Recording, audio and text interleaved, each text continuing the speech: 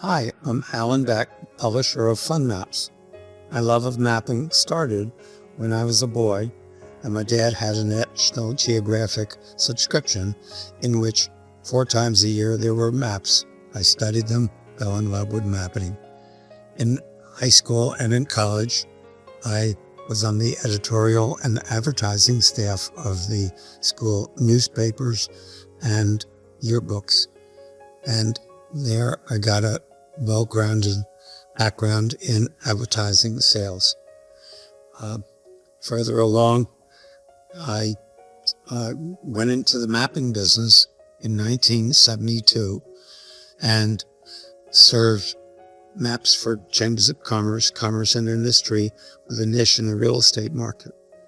In 1982, I founded Fun Maps, and these maps are maps for LGBT travelers all over the United States and Canada and other places worldwide on our website. I love what I'm doing. I'm very active.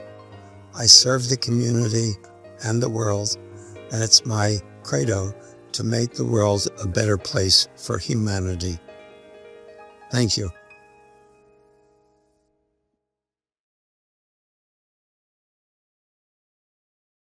The Advocate, out.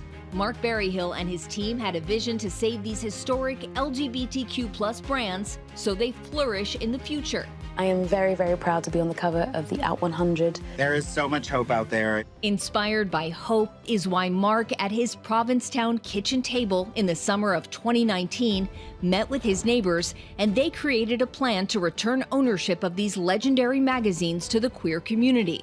And soon after, Equal Pride was born. With Mark at the helm, it's the nation's largest LGBTQ+ owned and operated media company. Mark's leadership made these vital and historical brands bigger, better, and more visible.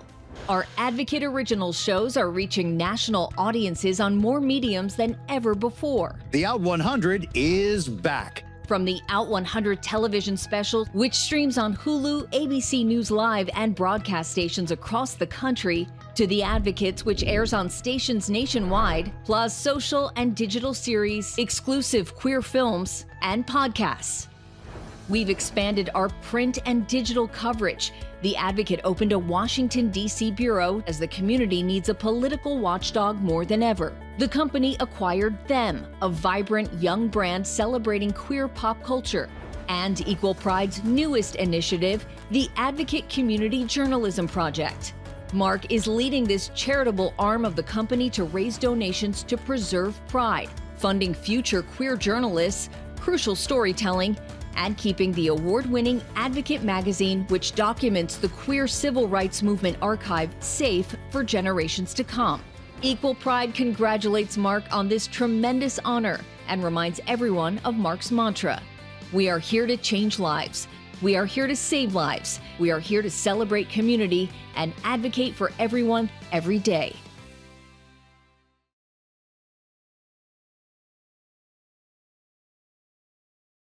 My name is James Black, and I'm the CEO of the Trevor Project.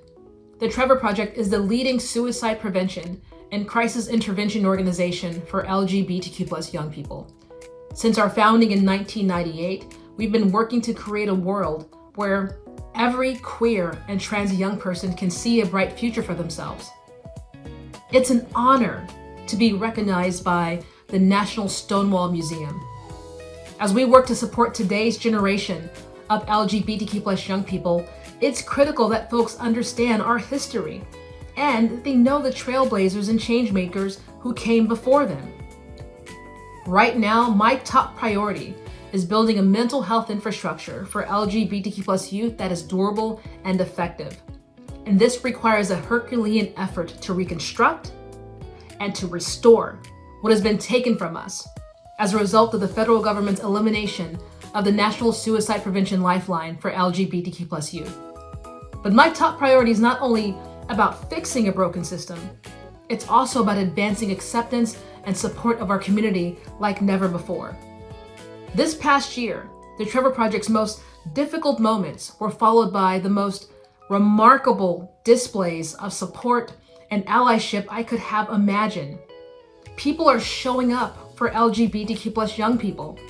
And if we continue to humanize them for everyday Americans, if we continue to unite as organizations and individuals that support our youth, we will succeed. Our community has a rich history of showing up for one another, especially in our hardest moments. Despite the obstacles, we persist, we progress, and we find the joy that we deserve. Thank you.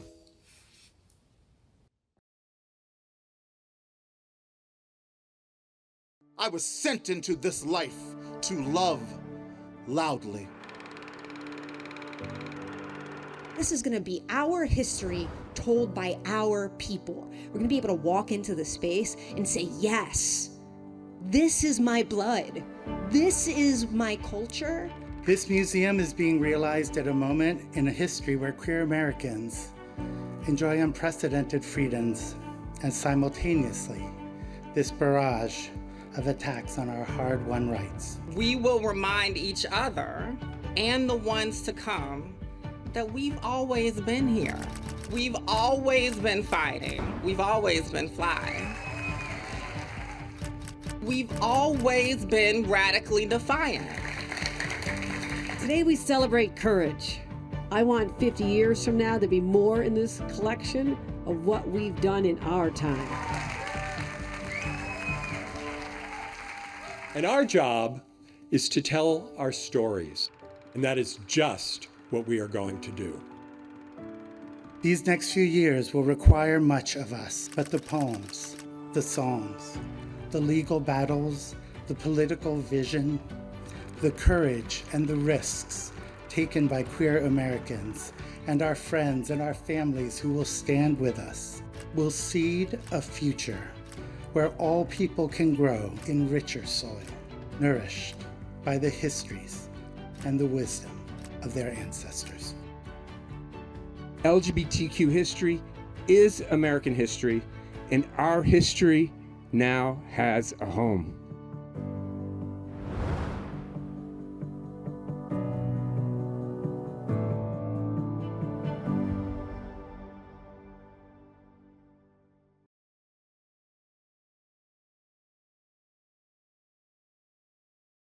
I am Darrell Watkins, the Senior Minister of Sunshine Cathedral, the Dean of the Samaritan Institute, the current President of the Divine Science Federation, and an Auxiliary Bishop of the Global Justice Institute. I've been at Sunshine Cathedral for 20 years, which has been part of this community for 55 years. I've also been with my husband for 26 years, who is my partner in life and partner in ministry, Bishop Robert Griffin. I am Robert Griffin, the Executive Minister of the Sunshine Cathedral and an Auxiliary Bishop of the Global Justice Institute. I am a current and former member of several nonprofit boards, and I'm a veteran of the United States Navy. I've been at the Sunshine Cathedral for 20 years, where I have served as the Dean of the Samaritan Institute, formerly known as Light University, the Minister for Social Justice, the Chief Operating Officer, and for the last few years as the Executive Minister.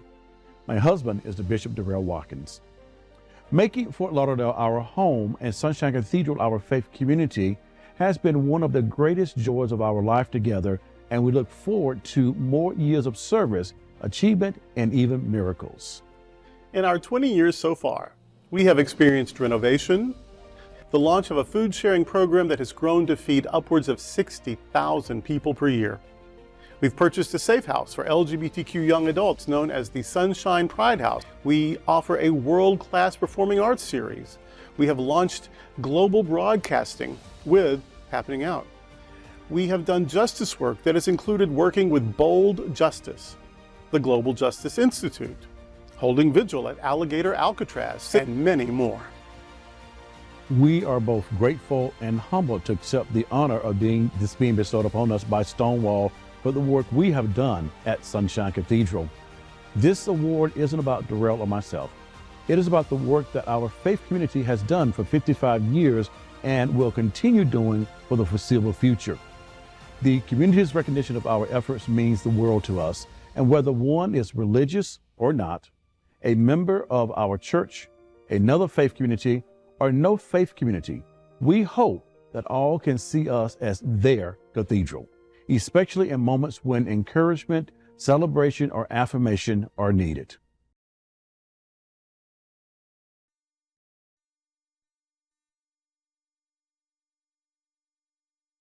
For close to 60 years, I've been an advocate and activist on behalf of workers' rights and, most importantly, LGBTQ+ rights. When I was a law student back in the 1980s, I was the victim of discrimination based on my sexual orientation. So I made a decision to do work to change that following graduation. So my friends and I founded the Palm Beach County Human Rights Council, which is Florida's oldest independent, nonpartisan queer rights organization. We also founded our Voters Alliance, which has interviewed more than 1,000 candidates for office, has endorsed hundreds of them, and as we sit here today, more than 85 candidates endorsed by PBCHRC Voters Alliance currently hold office. We also focused on the future. We created the Palm Beach County Human Rights Council Charitable Foundation to recognize the work of high school seniors who have made a commitment not only to helping their colleagues in high school, but also to continue their work in college and beyond. Each year we give social justice awards of $2,500 apiece to these deserving students. The foundation also has scholarships for law students, graphic arts students, those studying the various STEM specialties, and anyone else in need who is deserving of our help. This is about the future, and whatever we can do to encourage young people to carry on the traditions of those of us who are being honored here today is something we want to do. Thank you.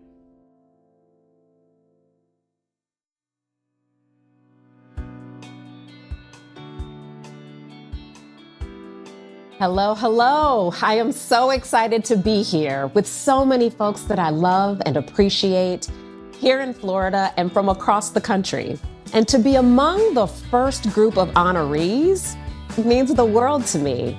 I am humbled and in awe of each of you. Thank you so much to Robert and the team at the Stonewall National Archives, who have been longtime accomplices in our fight for liberation. I love you all and appreciate the work you are doing to preserve and keep safe our legacies and histories. It seems right to talk a little bit of history as I accept this beautiful honor. The National LGBTQ Task Force was forged in the fires of the post-Stonewall era. Unfortunately, in 2026, some of our most challenging times in history are on repeat. From classrooms across the country to the sidewalks here in Florida, to flags at the site of the Stonewall Uprising in 1969. I hold precious the core of our mission at the task force. As queer liberation movement catalysts, we are an organization that has progressive, intersectional, and liberation-driven people powering the work. But for many of us, this moment is horrifying, confusing, and may even evoke feelings of hopelessness. And yet, this is the place I know I'm supposed to be.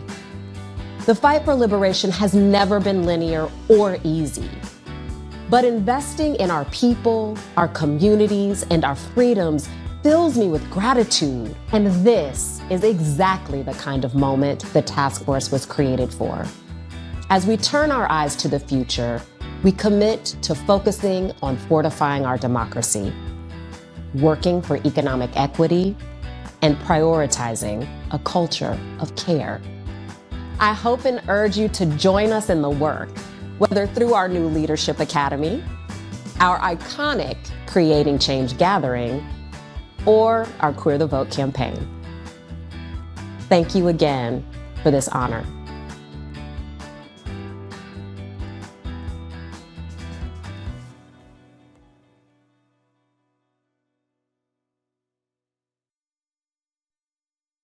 Hello there, I'm Mark Martirana. And I'm Don Darminio. I get to be a city commissioner in the great city of Wilton Manors. And we want to thank you, the Stonewall National Museum and Archives, for this unbelievable recognition of allowing us to be part of your very first Stonewall Honors. It means the world to us as your organization means the world to us. Thank you again from the bottom of my heart. You know, in this environment, we are getting attacks at the state level, at the federal level, and it's so important that we preserve our history. And who better than that, than the Stonewall National Museum and Archive? We really appreciate the incredible work that they've done. Over the last 15 years that Mark and I have been in our home, we've hosted over 100 charity events for our LGBTQ plus charities. Many of those have been with Stonewall because we recognize the importance of their work and we really appreciate their dedication to our community. And our hope is that our giving will encourage others to give their time, their talent, or their treasures to other LGBTQ plus charities, especially like Stonewall. We love you. Thank you so much. Thank you for this great honor. Looking forward.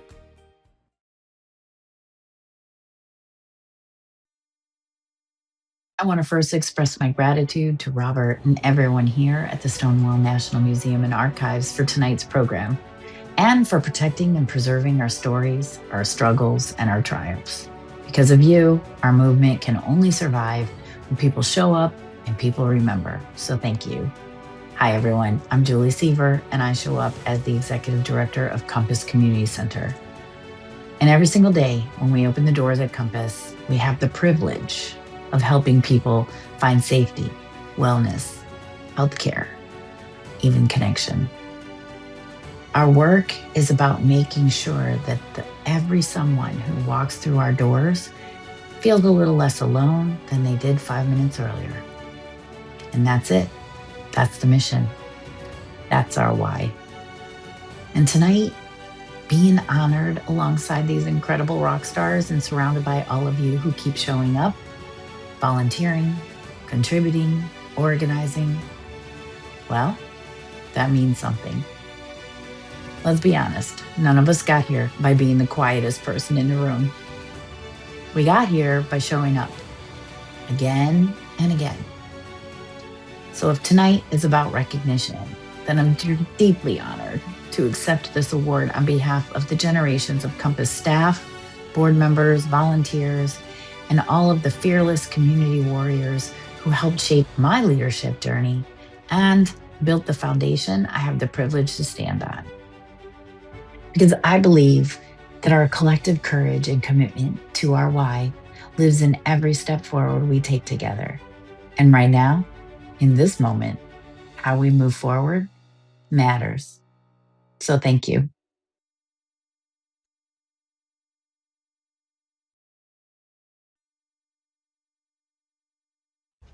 Across this country, there are hundreds of LGBTQ community centers, big ones and small ones, centers in cities and suburbs, and in places where they may be the only safe space for miles.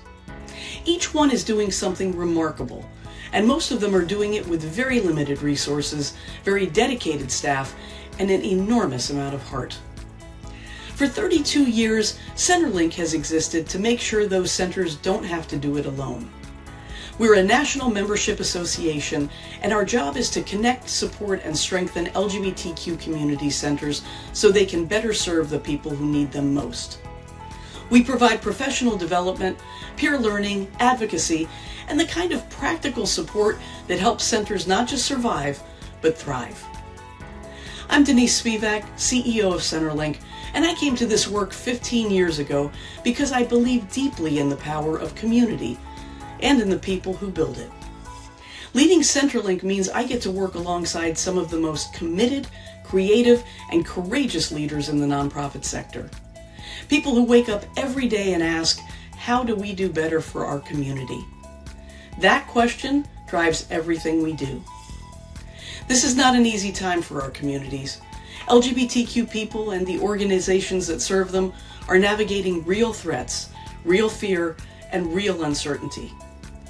And in moments like this, what I know in my heart is that connection matters more than ever.